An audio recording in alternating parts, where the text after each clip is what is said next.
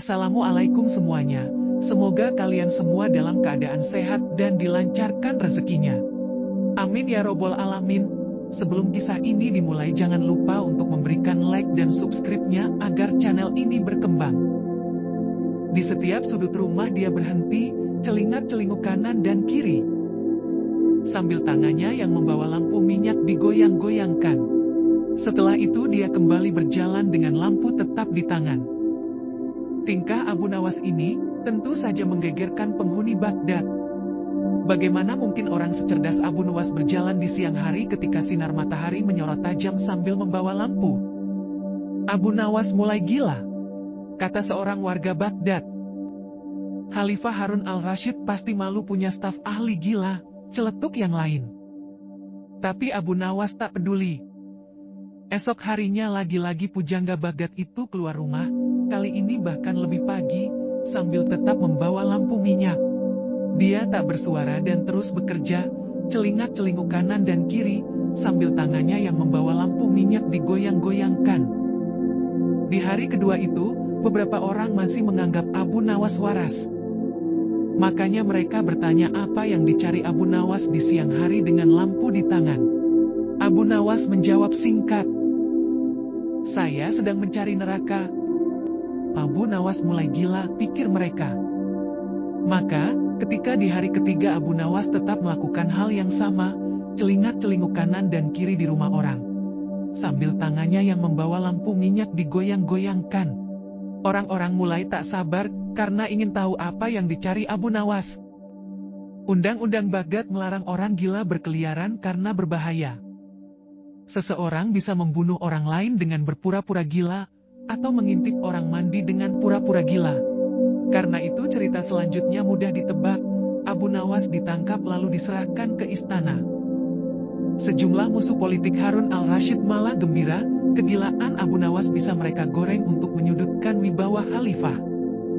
Ketika Abu Nawas tak tahu jalan menuju neraka benar saja. Khalifah Harun malu bukan kepalang, lalu bertanya dengan nada keras.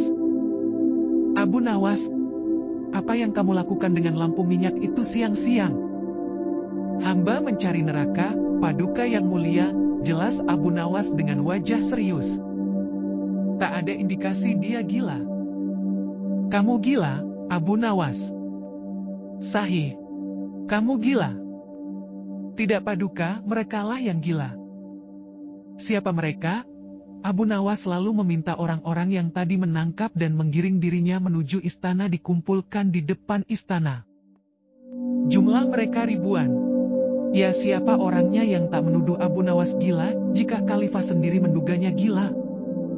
Setelah mereka berkumpul di depan istana, Abu Nawas didampingi Khalifah Harun lantas mendatangi mereka.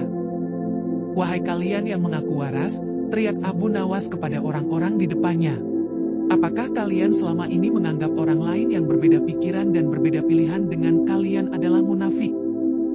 "Benar," sahut orang-orang di depannya, lalu Abu Nawas bertanya lagi, "Apakah kalian juga yang menyatakan para munafik itu sesat?"